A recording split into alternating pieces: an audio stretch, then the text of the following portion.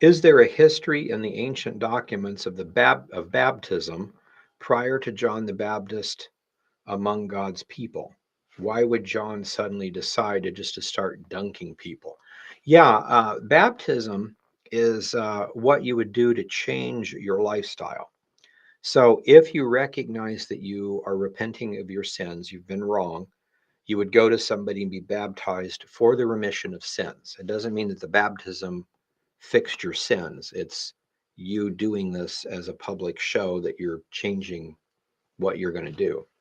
You also do that when you join a new denomination. So, for instance, if I studied everybody and decided I think the Essenes are cool, or not the Essenes, but like to say the Sadducees, and I want to join the Sadducees, I'd go through their course and everything. And if they approved of me, I would get baptized as a Sadducee. Now, later on, if I thought I was wrong, these guys are nuts, I'm going to go be a Pharisee.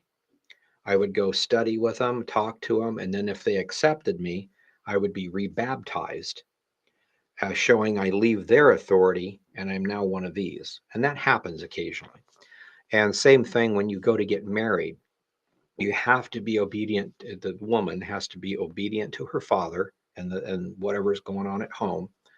But she goes and gets a mikvah, a baptism, and that shows she's going from the father's authority to the husband's authority. You're joining a different family over here.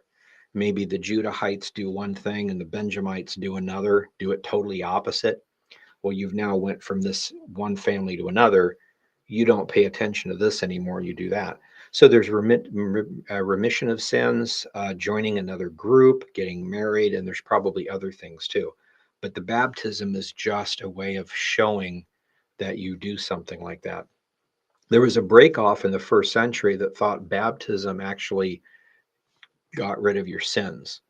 So they would want to be rebaptized on a daily basis, and totally crazy. They don't understand that stuff. Um, and in this case, you also get baptized when you're becoming a king, priest, something like that. So people ask, why did John the Baptist baptize Jesus? Because Jesus didn't have any sins to remit. Well, he was being baptized into priesthood. He was born a king. John the Baptist, who was a direct line Zadok priest who would have understood and had the authority, baptized him into priesthood that restored the Melchizedekian order. So there's a lot of history behind that.